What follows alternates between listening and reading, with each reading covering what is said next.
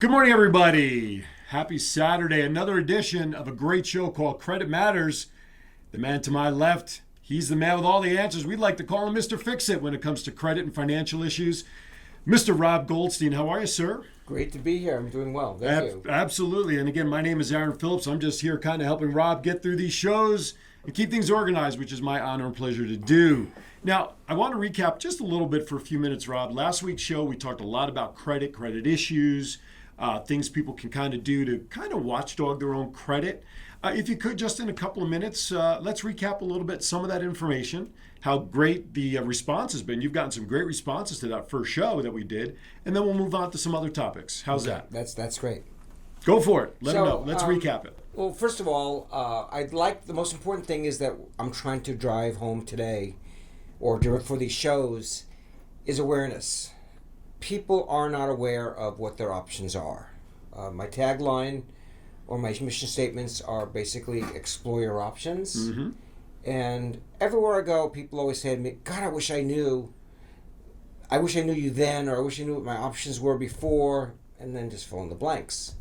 So the purpose of this show is to let people know that there are options available to them, that not everything just fits into one category. One neat little box. And we talked about this before, last week's show and this morning while we were waiting to do the show, that people always come to you and say, boy, I wish I knew you 5 years ago when.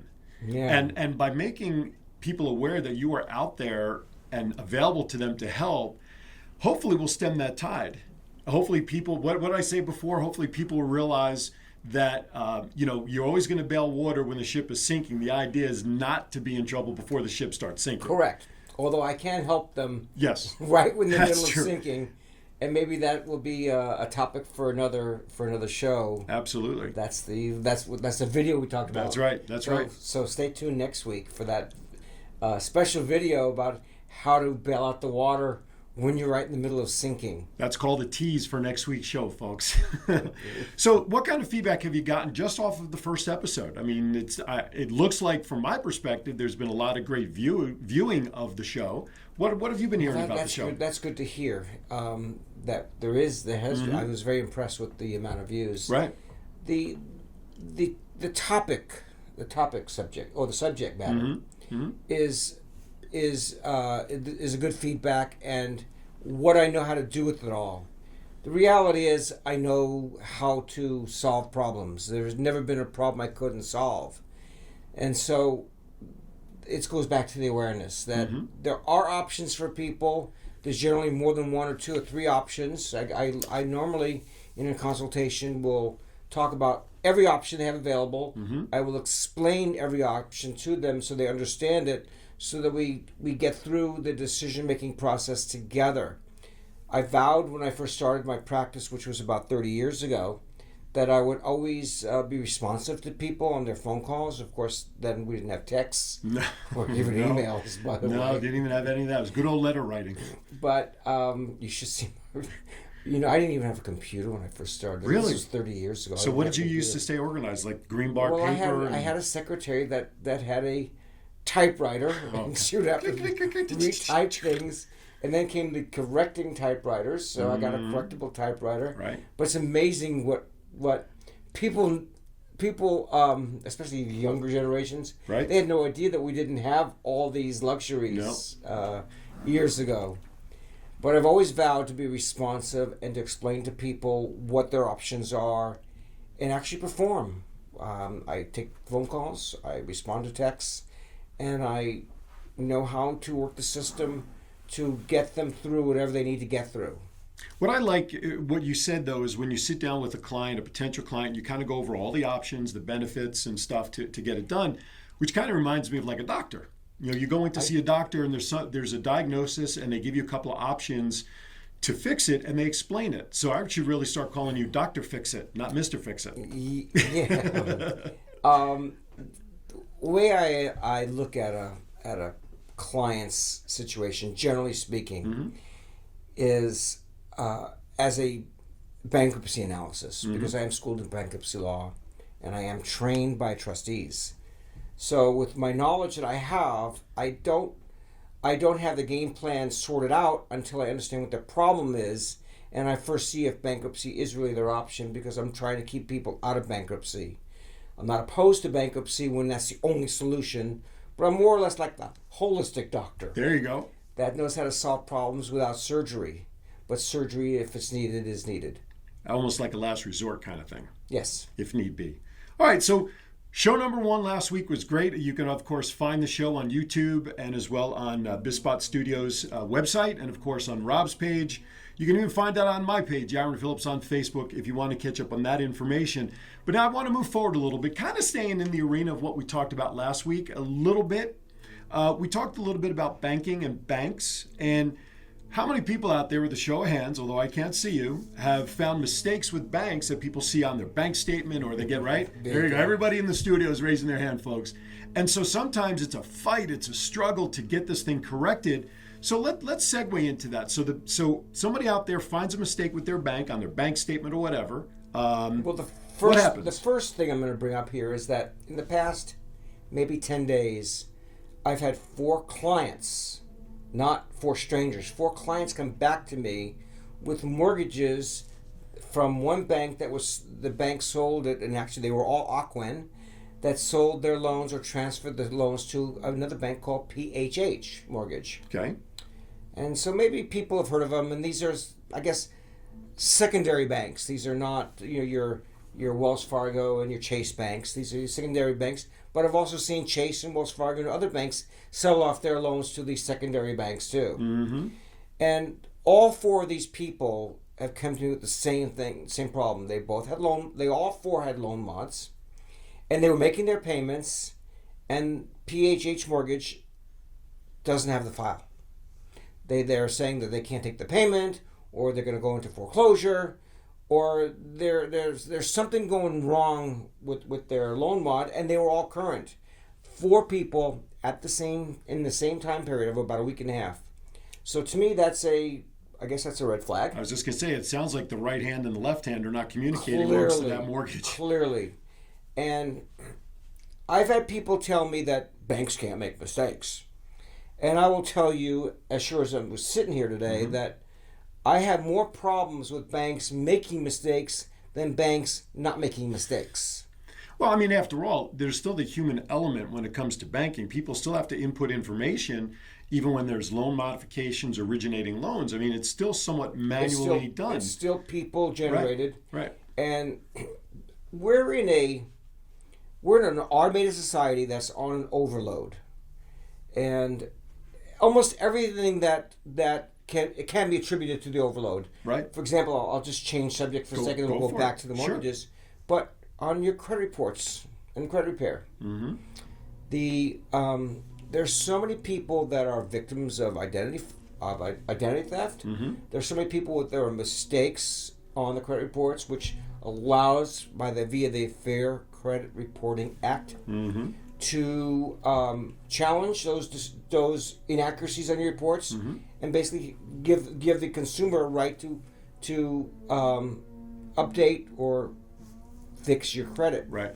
Of course, we take that to another level. Right. So it's the same thing with the with banking. Banks make mistakes. I'm not saying they make mistakes on bank accounts, on your savings accounts and checking accounts as often. On mortgages, there are just so many mistakes on the mortgages, on the loan mods. Because there's a lot of moving parts in that transition when a loan is sold. Correct. So something is bound to possibly fall through. And I'll tell you something. When a loan mod is first generated, the banks issue what they call a trial loan mod. Okay. The reason they give a trial loan mod is because the loan mod, when it's completed or when it's approved, has to be documented and then filed on the title. Right. And there's so much work to do on the loan mod. So what the banks are doing, they're giving you a trial loan mod, which I agree with. And they're saying, okay, we're going to freeze everything. You make payments for 90 days, make 3 successive payments without being late. Then we'll go ahead and convert that to a more permanent, it's like a probationary loan mod. And actually, I agree with that. It's a great system. Because why should they go through all the work and then have to undo it if you don't make the payments? Right. So, in that transition, that's where things get lost, because you have this loss mitigation department making a trial loan mod. Mm-hmm. When it gets completed, then they hand it off to the next department. That's when it falls down. Also falls down because all of these things are generally engineered through foreclosure attorneys. Okay. And so the foreclosure attorneys aren't the ones dealing with the work. They're the ones maybe processing the foreclosure, but we deal with the loss mitigation department or a loss mitigation person at the law firm. So there's all these different Too many moving hands in the parts. pot. Correct. Too many chefs in the kitchen for that. So when somebody does find an error, what, other than calling you for help, what is there anything that somebody can do on their own, or when they see an error that is big and out of hand, should they, obviously in my opinion, they shouldn't waste time and contact you for help, but give us a scenario there. Most people aren't equipped Okay. to deal with the systems that are in place. I guess you can equate it to being a mechanic. Okay. I'm not equipped to become a mechanic. I bring it to somebody who knows how to Right. fix my car, and hopefully you find the error. reputable, Right. reputable people to fix your car. In my case, my kid is quite good. So it's our knowledge of the system Okay. and the ability to stand up to the banks, because I know the system, that is one of the reasons why we are successful. And let you know, I've never lost a case in dealing with loan mods or debt clients. I've never lost because I provide good reason. So right now I'm working on several clients with PHH Mortgage. I've already gotten one of them resolved. Okay. Where I introduced the left hand to the right hand, and we got it resolved. So and I have several more that I'm working on. Brings to mind another case that I had many years ago, and I'm not sure if I talked about it last week. But many years ago, I had a client that got a loan with HFC or HSBC. Those are the same people, just one's mortgage and one is different banking. HFC, Household Financial Corp. And they basically scammed the client. And they gave him a bad loan, and they raised his rates and charged more points, and they basically stuck it to him pretty good. And when I went back and was working on the loan mod for them, there was one representative that said that they purposely lost the paperwork. Purposely? They intentionally lost the paperwork. That gentleman was eventually fired. Wow. Did he give a reason why it was intentionally lost? Because there was a cover-up going on. Conspiracy. It was a conspiracy. It was a conspiracy theory, which reminded me of the movie, I think it was called Aaron Brockovich. Oh, yes. Is that Julia Roberts. Yeah. Okay. And this one guy at the bank actually told me what was going on. And they did a cover-up because they screwed up and they messed with them, and they were foreclosing so they can erase that or cover up that system. And I busted them on that. They eventually sold the bank to another the loan to another bank, and I think I did talk about this last week. It's okay. And eventually we got this all resolved, but I actually stood up to those banks in their foreclosure and called them on it. Right. Which I can. Which you can do. I can do. Right. You have the tools to do that. So yeah. So I don't know whether it's a curse or a blessing that I have these abilities, but I know how to navigate. I know how to navigate the world in these respects. Well, as Artie Johnson used to say from the old Laugh-In show, very interesting. Yes. I want to segue a little bit. You were talking about banks, and I'm sure, again, nine out of every 10 people in a room have probably gotten this phone call. Sometimes people get calls from banks asking for some form of payment. 9 times out of 10, they probably fall into some sort of scam. Wow. Let's talk about how to protect yourself against that sort of thing. I had a client once got a phone call from somebody representing themselves to be their mortgage company, the mortgage bank. And it wasn't their banker. It was a scam. And they just basically said, we will go ahead and give you a forgiveness program and get you back on track. And if you just give us, X amount of dollars, might have been $5,000 or $6,000 right now over the phone. So they basically scammed my client, or this client, out of money. The client felt that they were on a new program. Okay. They never got the papers from the bank. Uh-oh. So there's an expression in this world called validating. Okay. It's like when a collector calls a client, or if you get a collection notice, first thing you want to do is you want to validate that debt. You want to make sure that collection company really owns that debt, and really whether you owe that debt. So there's two reasons. First of all, you may not owe that debt. Okay. And second of all, they may not own that alleged debt. Right. So there's an expression in place called validating the debt. Okay. Same thing with a mortgage. You need to validate that debt. So everybody has that right to validate that debt. It's all part of the Fair Collection Practices Act. Fair Debt Collection Practices Act. You're going to learn more titles on this show, folks, than you'd ever think. Practices Act. So how can someone, what do they have to do? They have to call the originating bank, they call the people on that notice. How does someone validate it? Well, you get a collection call. You should say, or I would say, show me that you own that debt and show me that the client owes that debt. Okay. They have to provide it. Okay. They have to provide documentation on that. Okay. Now, there's a lot of businesses, companies out there buying debt. So if you owe a bank money and they charged off that debt, doesn't mean they've forgiven, forgotten about the debt. That means they took it off their good set of books and put it in their non-performing books and sold it off generally at a discount. Still hoping to get paid. They still won't get paid. Right. So we talked about that misnomer last week. Yes. So if the ABC collection company, I'm making that up, they might be an ABC collection company, but We mean no disrespect if you are. Okay. Calls somebody, or Right. I want to see proof that I owe that debt, Mm-hmm. or my client owes that debt. It's called validating the debt. Okay. Very key term. So how would that company validate? Is it through email? Is it through regular mail of copies of stuff? Either way, What they can the can person email expect? me the information. They can mail the information. Okay. They must provide it within 30 days. Now, does that mean that the collection calls could stop over those 30 days while this is going on, or will the person The collection calls should be on hold. Okay. They should be frozen pending the validation. The validation process. Of course, if I'm involved with this, I would be giving my letter of authorization, a power of attorney, and cease and desist letter, so that the collector cannot call my client, and they only deal with me, and that's legally binding.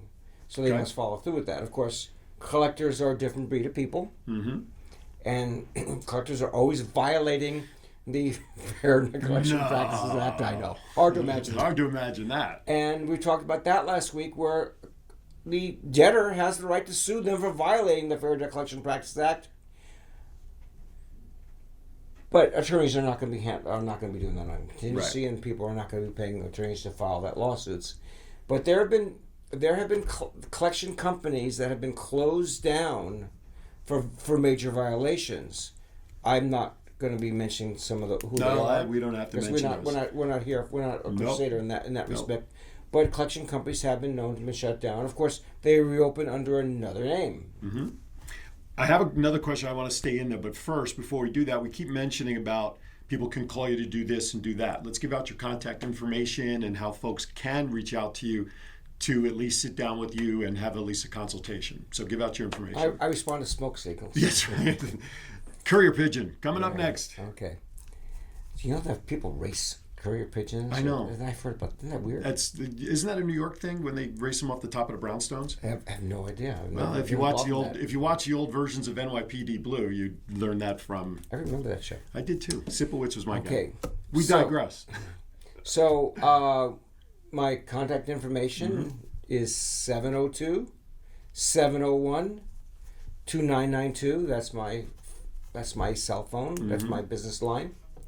And they can reach me on my email at rgoldsteinconsulting@gmail.com. Which is also the name of your website, right? Also the name of the website, which is up, but it's also being under constructed. Yeah.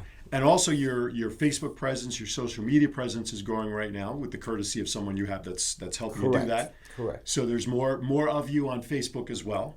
Correct. So there'll be more announcements about that. But as always, you can always catch these episodes through BizSpot Studios, either through their YouTube channel, through BizSpot's website. Certainly on Facebook, you'll be able to catch and rewatch some of the information that Rob is providing, which is going to be crucial for you or somebody you may know who needs help. Please share this information, share the videos, and share it with your friends and family, because you just never know who needs help that you may not know needs it, but you could be providing them some valuable information, someone who's really good at what he does to help save their Titanic. Most of the work that I get Yes. is referrals. Of course. Referral sources. Sure. And I mentioned that last week, some of the sweet spots and referral Right. sources. I don't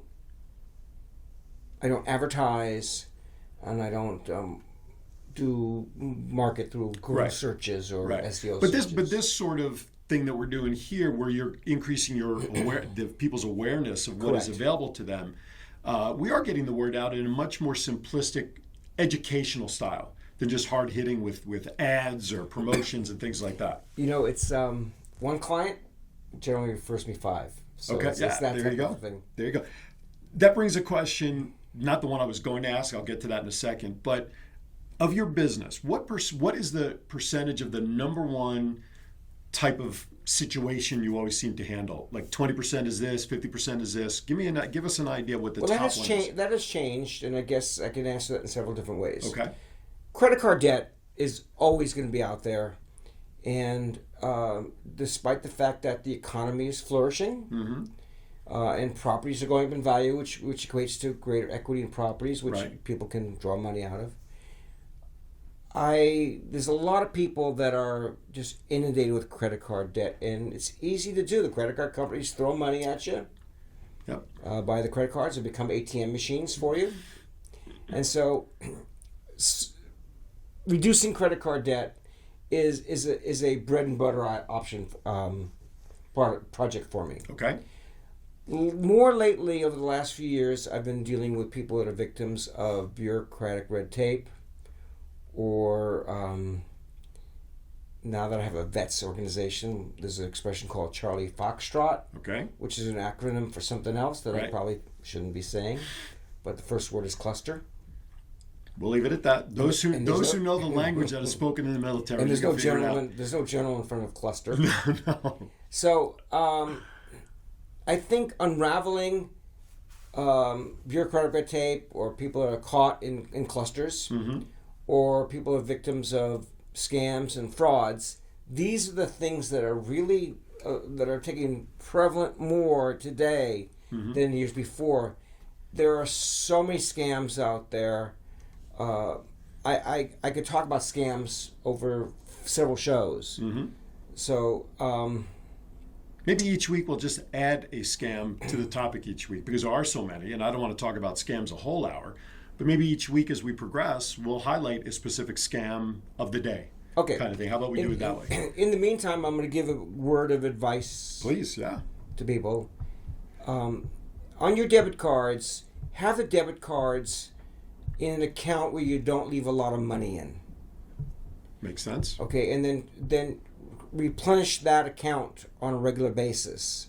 So if you do become a victim of identity theft or get hacked, Right? then the exposure is minimal. Right. Now the banks will reverse all that, and of course you need to go ahead and file reports to all Right. that. But the banks are so accustomed to it that they will reverse it quickly on those things.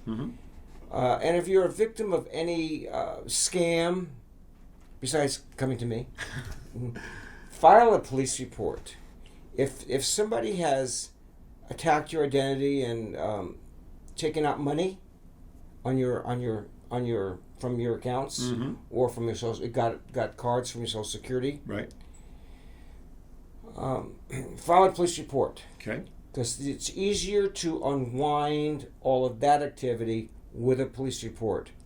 I've had clients come to me saying, well, my relative took out credit cards in my name, and then they want to get relief from the bank, release from the bank. And the bank won't do it if it's a relative, unless you filed a police report. Right. So it's very important to file a police report. And if someone's going to steal your identity, and it's even a relative, should do something about it, because if that person's stealing your identity, there's a problem. There's a problem here. And I will tell you that in my lifetime, my biggest issues or downfalls has been with relatives, friends, and family who I've trusted. Right. And they're the ones that are prospects of doing that. Trouble. Yeah. So you don't have to be hacked or have identity stolen by somebody you don't know. It can happen by people you do know. I'll share this with you real quickly. 2 weeks ago, my wife and I were sitting at home. I was on my laptop. She gets a notification through her phone, an email, something about a money going into a PayPal account. So I logged into the PayPal account of mine. All of a sudden, my laptop is going off like bells and whistles. Lock, lock, lock. It's all locked up. You got to call Microsoft and have them unlock it, yada, yada, yada. And so we followed suit because I couldn't get rid of the alarm that was going on. So at the end of the conversation with this individual, they were actually trying to sell me a package to protect my computer, a VPN package from anywhere from $1,500 to $2,000 before they would release my laptop. So fortunately, I didn't budge. Obviously, I said, it's not going to happen. Release, blah, blah, blah, blah, blah. Well, what ended up happening was that, of course, they flooded my laptop with a lot of garbage that then I had to go to the Geek Squad and get it cleaned out. Correct. So scams don't just have to happen through the phone, through an email notification, which was the case actually with me, where we got something that's like, well, I know this didn't happen because I would get an email notification that money was deposited into my account by a client. Be aware of your surroundings, because stuff can come up electronically. The least place you'd expect would be something like this on your laptop. I think that society is now, we're in a state of looting and pillaging. Mm-hmm. Absolutely. So you have to really be careful. It's awareness to protect yourself. Right. Don't give out your social security number to people. Right. I always advise people to keep a copy of your credit report in your briefcase or whatever you carry, so that if you're applying for something, you can show them your score. Now, yes, a lender has to run your credit. Mm-hmm. But we talked about this last week. Right. I was with my son. He wanted to buy a Chevy truck. Right. True story. Mm-hmm. And they said, well, we have to run the credit in order to see if you can be approved. Mm-hmm. Okay, run it once. They ran it 18 times. Yeah, and every time they run it takes points off the credit score. Yes, so just be careful and be protective of that. And there are Right. places, like if you're going to get an apartment somewhere Mm-hmm. or an office to lease. Right. If you just show them your credit that's relatively current, say, hey, I'm a clean guy. Right. I'm doing this for my own security. You can Mm-hmm. look at it, but you can't have it. Mm-hmm. Then do that. But don't give out your social security number, very easily. I know that there are some sites that are very safe. Mm-hmm. And I think society right now is preaching protection. I want to share something that I recently learned, which I knew but I'd forgotten about when it comes to using websites, that if you're going to do something with a payment or whatever, there are two kinds of URLs, which is the information you type in the bar at the top. There's the encrypted, protected sites, and there's the non-encrypted. And the best sites to go on that are encrypted is you look for the URLs that have the HTTPS : in front of the web address. Okay. Those are the protected websites that will protect you from fraud or somebody mirroring Good point. another page that will get you in trouble.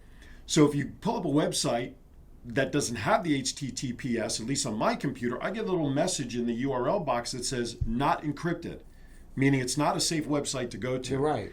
Go to the HTTPS only websites starting, then you know your information is protected. And when you get emails, I've learned this trick recently, that you can put your arrow, the browser, whatever it's called, onto that email address, Right. and if it'll tell you it'll show you where it's coming from. Okay. And right. whether you should be able to determine Right. whether it's real. So there are these little hands-on tricks through email and internet that you can use to protect yourself as well. I want to bring up. I agree with maybe bringing up different types of scams on different shows. Okay. But I want to just talk about awareness. Is that there's a lot of elder fraud going on. Oh yes. Now we talked last week about a very dear relative of mine Right. who was a victim of elder fraud that I unwound for her at the last minute. Right. It was it was a work of art. But there's a lot of elders that are being targeted, and I just want to talk about Absolutely. Examples of Sure. elder fraud being targeted. First of all, there are people that will call up an elder and say, I'm here, or they could even actually say, I'm your grandson Joey, Right. and I'm stranded in Stockton and I need $5,000 to get home. Mm-hmm. Can you send me $5,000, please, Grandma, so I can get home? Right. So, a lot of scams like that. I'll also tell you that people tell me that the IRS called them asking for a credit card on the phone to solve their IRS issues, IRS audit issues, or whatever it is like that. Right. IRS doesn't work that way. No. So Get emails that way too sometimes. you get emails too. IRS doesn't work that way. They work on a very straight system. Mm-hmm. And if you are, by the way, if you do get addressed for an audit or for money from the IRS, you should hire a professional to help deal with it. Mm-hmm. And I have people on my team that deal with it. Okay. So, but there's a lot of that going on, and I get phone calls all the time on that are scams. Mm-hmm. This is the IRS calling, and somebody, and we have to change your social security number, calls to go over it with you, yada yada yada. Right. So be careful of that. And then the third thing to be careful about in this elder fraud situation is relatives or people basically putting false liens on your property, because elders may have property with a very low mortgage balance or no mortgage balance, Right. and it's very easy to they create phony documents and To record get the them. cash out and everything else, right? So it's just a good idea to do some inventory, Mm-hmm. and we're available to do that as well. It's like anything else. Like when you're walking at night and they tell you don't go down a dark alley, know your surroundings. We keep using the word awareness for a reason here, because the more you're attentive to what's going on around you, not only in the digital age, but physically around you, the better off you're going to be on so many different levels. That we're talking about now awareness on the level electronically that perhaps probably the last 30 years, no one's really even thought about until the digital age and internet and all that stuff really started happening, and how these hackers can get your information. It could even be simple things where a Facebook profile gets duplicated to try to garner information and pretend to be you. And I've had that happen. I'm sure many people have had that happen. There are safeguards out there, but you got to know what to do. Awareness. Yeah, that's going to be a key word you're going to hear as an underlying be suspect. theme. Yep. There are so many scammers out there, and I will tell you this, that in Las Vegas, because we are recording here live in Las Vegas, Right. that there are a lot of scammers here. Yep. More than I've seen in other geographical locations. Mm-hmm. Vegas is, in my opinion, along that line, people move here for the reason of trying to make the quick hit. Quick score. They come, they want to go to the casino to try to win millions and millions of dollars or whatever. But the scammers that are out there know that people are moving in from other parts of the country that don't know the fabric of our city, and they're taking advantage of that. And it's unfortunate that people are not aware of that. And again, I'm going to go back to the word awareness, which is what the line theme here is. But yes, Vegas is an area where people are so unaware of what can happen around them. It's unfortunate. And it puts a black eye on Las Vegas. Maybe we should change our name to Credit Awareness. We could do that too, but we're more than just credit. So, but you mentioned the IRS. That's a big one. Getting these phone calls, getting notifications. Of course, the elder community being scammed on many different levels. You mentioned one, and I'll save the rest. Well, in conjunction with, I shouldn't say. I want to just do one more. Let's talk about Social Security and SSN fraud situations. How does that happen, and what are people after in that scenario? Well, they're on their Social Security numbers. Mm-hmm. I mean, they're basically applying for loans and credit cards using your Social Security information. Mm-hmm. And so that goes back to what you said before, and that is not to share your Social Security information with anybody and keep it under lock and key.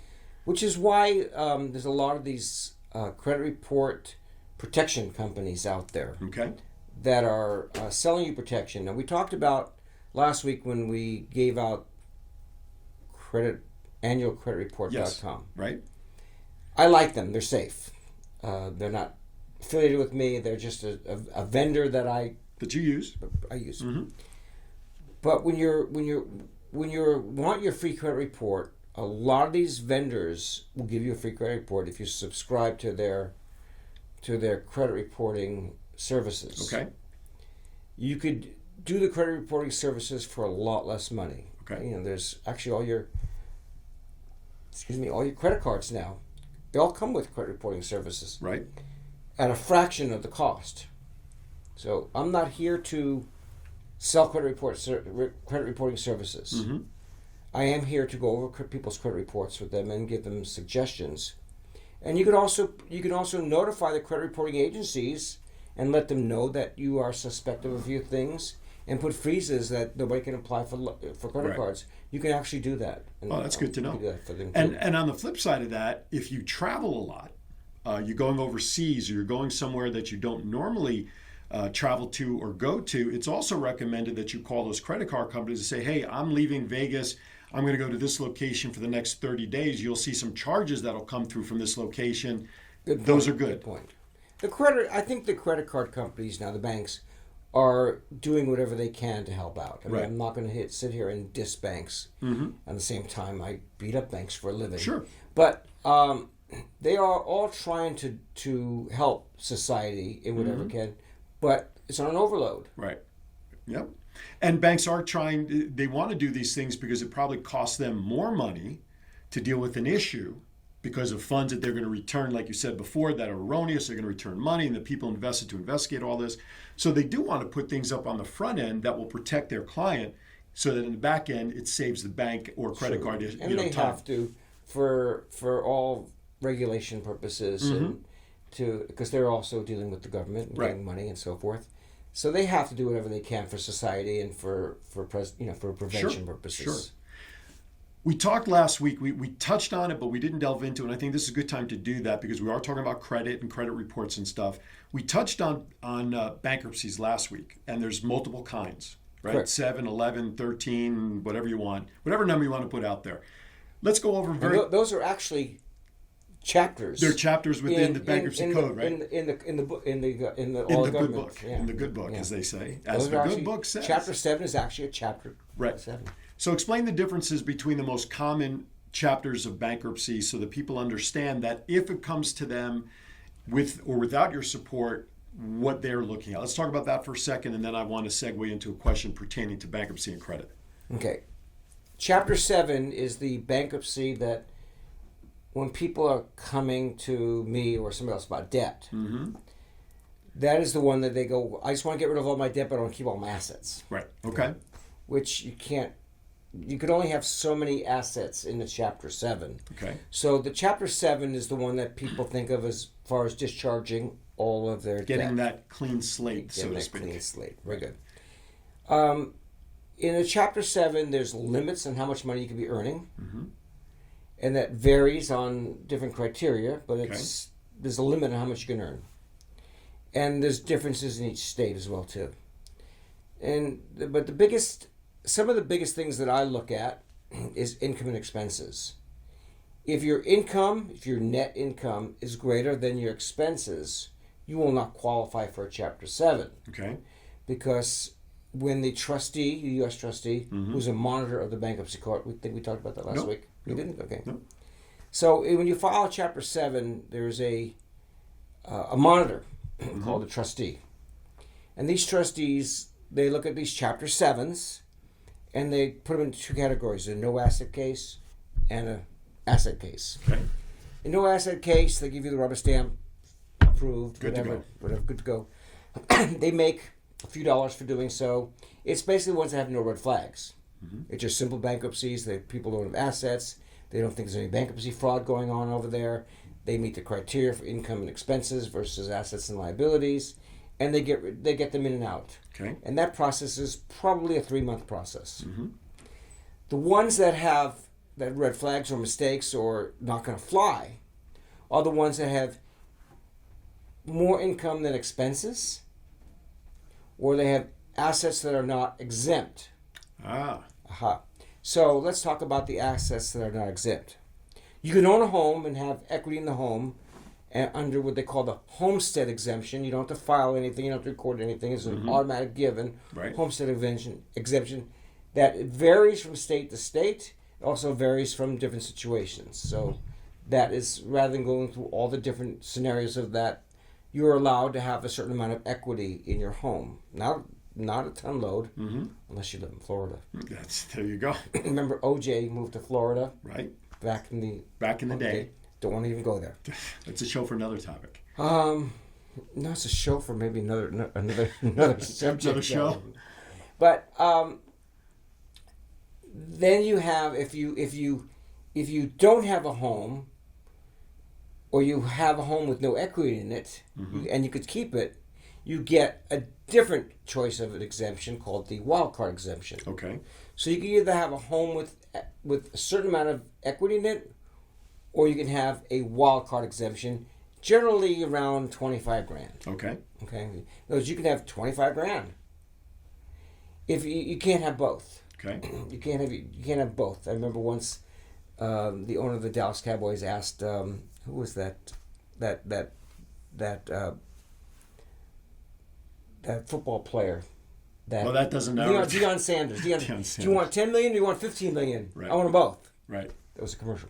So you can't have both. Can it be said, though, that maybe someone who's a renter of property may have an easier time of falling into the approved category because if you're a renter, you don't have a house. You don't have right. you don't get that exemption. You right. get the wild card exemption. Okay. So you have to look at the exemptions. Now, if you have rental properties and you have businesses and you have all these different assets, you're not going to qualify for a 7 because you lose those. You are potentially of losing. Gotcha. Those assets. Now, let's take somebody like you or I. Okay. Our asset really is our ability to earn a living. Mm-hmm. We don't have a storefront per se. Right. We don't have inventory. We don't have anything that's really saleable. Mm-hmm. I'd like to sell me. God, anything, please.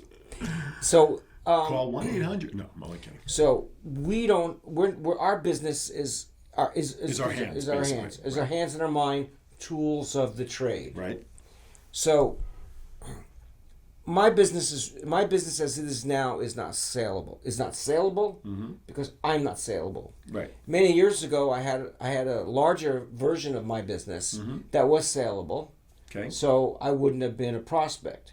But right now, if you're a person that makes a living using your tools of the trade, which is maybe your physical tools, or your hands or your mind, then that is not an asset.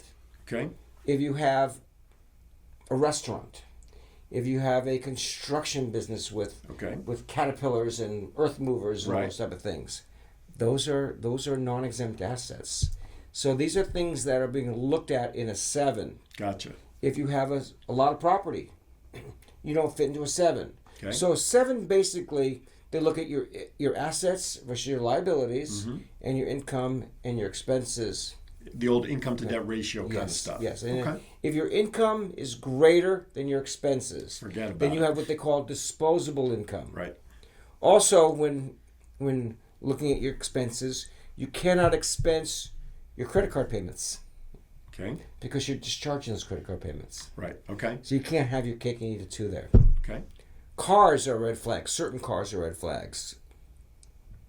Years and years and years ago, a client came to me when I was working for a bankruptcy attorney, and the trustee was taking the Corvette. It was a Corvette free and clear. Uh-oh. Not exempt. Right. Okay. And you can work that system out and stop that. But you have to look at the red flags. What is a red flag? So again, we talk about your assets versus your liabilities. Right. You can't have non-exempt assets. Okay. So it's a 7 is pretty much a cut and dry formula. Okay. You fit, don't fit. Income, expenses. So then the next one would be 11. The next one would be a 13. Or 13. Now a 7, by the way, can be for businesses or can be for people. Okay. And contrary to belief, a married couple does not have to file together, but if they're residing together and they're married together, their income is still considered joint. Combined. Gotcha. Okay. Now there are rules in the bankruptcy which I know that help people make their decisions. Let's Gotcha. leave it there. Okay. A third, if you're an individual or a couple and you don't fit the 7 mode, you have to look at the 13 mode. The 13 is a reorganization for individuals and couples, not businesses. Okay. These are people that have greater income than expenses, Okay. or they have assets that are not exempt, Okay. or greater than their liabilities, so forth. So basically, you would look at these the greater income you have, the disposable income you have, Right. or the assets you're trying to protect, Okay. or both. That amount of money can be divided over so many months, usually over up to 5 years. Okay. So if you have, I'll make up a number, you have $2,000 of disposable income each month, Okay. then you're going to have to be factoring in 2,000 times, let's say, 60 months, 5 years, is $120,000 that you have to pay to these creditors over those next 5 years, less bankruptcy fees, because the trustee gets money for it being for. So it sounds like it's almost like a payment plan. It's a payment plan that's fixed. Now, if you owe $500,000 in credit card debt, and you have $2,000 a month of disposable income and no other asset issues. Okay. If that's the only factor, you basically could pay these creditors $2,000 a month less the bankruptcy fees, the trustee fees, over 5 years to discharge those debts, which means you're saving money, or you're making money in that transaction. Right. But you're living under a microscope of a bankruptcy. Some of the things that I do when I negotiate debt is I say to I'll use these as wedges. Right. We are a bankruptcy office. This is what you're going to get. Let's get you a little bit more and save all the hassle. Okay. Go to the last one, 13, which may not be applicable to the personal unless you want, 11. So if you want to say something about the 11. 11 is generally thought of as a corporate bankruptcy, although it can be a personal bankruptcy too. Okay. In other words, if a person has all these properties in their name, and all their assets in their name, and it's not in entities, then they can file an 11 either way. Okay, whether corporation or personally. Okay. And basically, it's the same philosophy as the 13, just way more complicated and way more elaborated. Okay. So there are options, but the best thing is to sit down with somebody who knows how to explain those options, like Rob, and help figure out what the best mode of direction is. You can reach out to Rob at 702-701-2992, or you can email him at rgoldsteinconsulting@gmail.com, and of course he's on Facebook. It's worth just to sit down, if nothing else, as a consultation, just to kind of have him give you some direction. We're down about 10 minutes left for this show already. Time goes by when you're having fun. Really? Yeah, well, we have a clock right in front of us. That's helping me to monitor us. Is it ticking? Is it? Well, hopefully it's not a bomb when it's anyway. So I want to end the conversation on bankruptcy today with this question. Bless you. See, you sneeze on the truth. That's right. We talked earlier. I threw out there when people file bankruptcy the clean slate mentality for Chapter 7. But is it really a clean slate? Let's get rid of that myth. If it is a myth, let's put that into proper perspective in terms of what happens when one files bankruptcy successfully. In a sense, you do have a clean slate. Okay. And you can get credit. Credit card companies will start mailing you solicitations. Secured credit solicitations. Well, actually, unsecured will start coming too. Okay. These banks will start giving you, because they know that you can't file a Chapter 7 again. Right. And they don't expect you to file the 13 and do a payment plan with them again, which you can do. But you can't only file a 7 once every. It's 6 like years. Okay, I was going to say, I know there's a time limit. So you will get solicitations. I would say mortgages will start to become available to you in probably a year and a half. Okay. And they will get better. So the answer is time will heal that wound. There you go. It's a good way to put it. Okay, and it does get not overlooked. It does get forgiven. It does get. You can get past it all. Okay. And you can rebuild your credit. Slowly. Yes, but you can rebuild. But it takes time. Like 7 is not the end of the earth. Right. Now remember, I'm the antithesis of a bankruptcy guy. Right. I try to do workouts for people Right. Before they do bankruptcy. That's my. But I won't do it if bankruptcy is really what they need. Right. Having said that, you can reconstruct your life after bankruptcy. You can get secured credit cards or get those high interest rate credit cards and start building. You can go to a car dealership and get a car loan that you might buy a $10,000 car for $12,000. Right. Because they got you. Right. And they may require you to put a couple $1,000s or a few $1,000s down, and they may charge you 12, 15, or 18% interest. Right. But it's part of the rebuilding process, Sure. and certainly it's worth it as well. Right.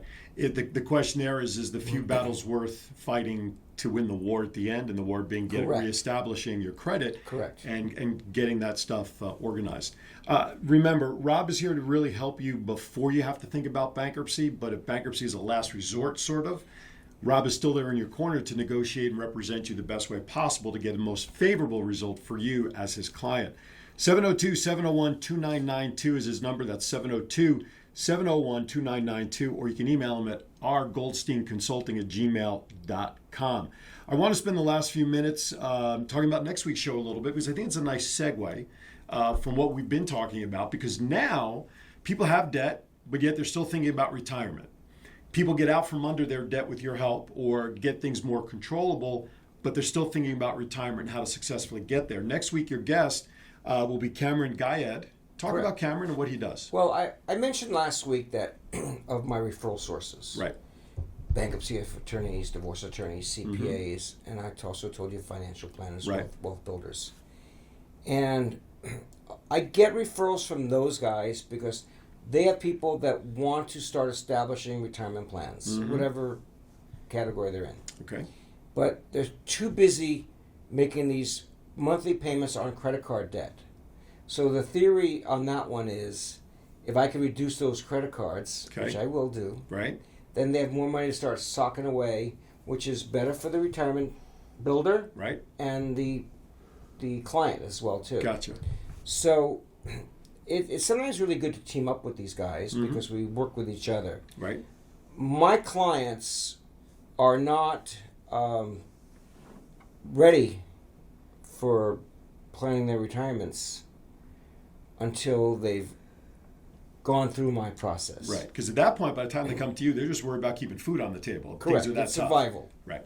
I deal with survival. But these people should start putting away money and start building for the future. And I have been working with a great guy, Cameron, and so he's going to be on our show next week. Wonderful. He's a great guy, and make sure you tune in. Some good stories. I can't wait. Can I plug him for another appearance he's going to make coming up? Yes, you can. On July 20th, also Saturday, following the airing of Rob's show, Cameron will also be appearing on my other podcast that we met you on the first time, Twin Brothers from Different Mothers, with my co-host Neil Portnoy. Cameron will be on to also further those points and conversations that you guys will be talking about next week. So Cameron's making the media rounds. He is. And let me tell you how I met Cameron. Yeah. I mean, it's just a good little story. Sure. I have an office on Tropicana and Rainbow area. Right. And I also have another business. We talked about that, the Bruce C. Kiefer Memorial Foundation, Yeah. which, by the way, we won a battle. Okay. I don't know if I talked about this last week, but the Blue Water Bill was signed by the president. Right. Did I talk about that last week? No, you did not, because the he didn't sign Blue Water the bill. Bill signed the Blue Water Bill was signed by the president, which means, what is blue water? Blue water is the water that's not on the docks. Docks is called brown water, and the cleaner, clear water further out. So if you want to go swimming, you want to go swimming in go find blue water. That makes sense. So the government accidentally only categorized any issues like Agent Orange. Okay. Only can happen in brown water, Okay. but it actually can happen in blue water. Gotcha. My client, Kiefer, Right. who I have the foundation with, Right. Bruce C. Kiefer Foundation. was a brown water ship, was a blue water ship, Okay. that was in Vietnam, Okay. that handled nuclear weapons, and we have pictures of him handling nuclear weapons. We have pictures of him on the ship, him in port, and of course, I talked about the VA was saying Didn't exist. Right. Right. And we proved it existed. Now the blue water bill has been signed by the president. Wonderful. That's right. Which means that it was proven that it can happen. It can relate. Okay. Right on. So back to my Cameron story. Yes. Cameron's a vet. He's a veteran. Okay. He's a veteran. And when I moved to the building, I passed out flyers to all my neighbors saying, "This is what I do." Mm-hmm. He introduced himself to me, and this might be 6 or 8 months ago. Okay. And him and I just became great friends and great working associates. He is a veteran. He refers veterans to me, refers clients to me to help out. And I refer clients back to him, and we're a great team. Right on. That's good. I can't wait to meet him for the 20th. Hopefully, I have a chance to meet him. He's a good guy. Within the next week, because I will be out of town just before he comes on our show. But I'm looking forward to having him on, Twin Brothers from Different Mothers, on the 20th, starting at noon time Pacific, right here on Facebook. Anyway. He also knows some good people. He referred my... Yes, that's right. That's right. That's how Brandy and you connected, yes, right? Right. Yes. So that's good. So we know he's got good stock, right, Brandy? All right, so we have a couple of minutes left. Believe it or not, the show is just about in the books. Give me two things, and I'll give you 2 minutes to do it. 2 things in your life that nobody out there would know that you've done, and not business related. Wow. Okay. I told you last week, you got to be ready for this. Hard to imagine this, but when I was a kid growing up, I was extremely a fast track runner. Okay. Oh, really? Okay. Yeah. In high school, I ran a 4:31 mile. Wow. Jeez. I ran a 10-100. Okay. In my high school, I was the fastest guy in high school. Nice. I was the leg man of the 440 relay, which means I was the closer of the group. Right. And it was hard to imagine. I also, because I grew up poor and on the streets, I ran barefoot because I didn't have track shoes. I ran barefoot. Wow. So I was the original barefoot runner, like those guys from Kenya. Right, exactly. They took after you. And I will tell you that in 1971, I tried out for the Olympics. Really? Yeah. Okay. Now, I was a lot thinner. It was a different time back then. And I think I ran so fast because I never wanted to get caught because I didn't want to get beat up or something. Gotcha. But I tried out for the Olympics, true story. And I made it to the Southern California Regionals, true story. Okay. I got beat in the 100 by at Pierce College. Okay. This was where they hold the regionals. Right. I had a sponsor who was a movie producer. Okay. And I got beat in the finals there in the 10-1 in the 100. It seemed to me that it was like an eternity that I lost by, but it wasn't that far. But I'd never gotten beaten. Right. The guy who beat me, his name is Lance Babb. Okay. He came in, who did make it to the Olympics, and he came in 4th in the Olympics. Wow. So there's quite interesting. There's one, that's great. We never talked about. No, I know. That's why I fire these questions out there, because it's uncovering stuff about that you. Ended my competitive track career. Okay. And until I also coached youth baseball for 15 years. Okay. I took my team to the, they were, I think, 13 or 14-year-olds. Okay. I took them to it was USAA. It was competitive baseball. Right. It was club baseball. Right. This wasn't Little League. Really competitive. And and at 12 and 13, we're playing on fields that are major league size fields. Gotcha. Oh, okay. Right. Major league size fields. We went to that World Series. Okay. And we came in 29th in the country out of about 5,000 teams. Nice. I had a stellar team. And after that, when my son went to high school, I wound up coaching high school ball during the summer and winter. I took that same core. Right. And I picked up kids from South Orange County that also went to other private schools, private high schools, and I coached them.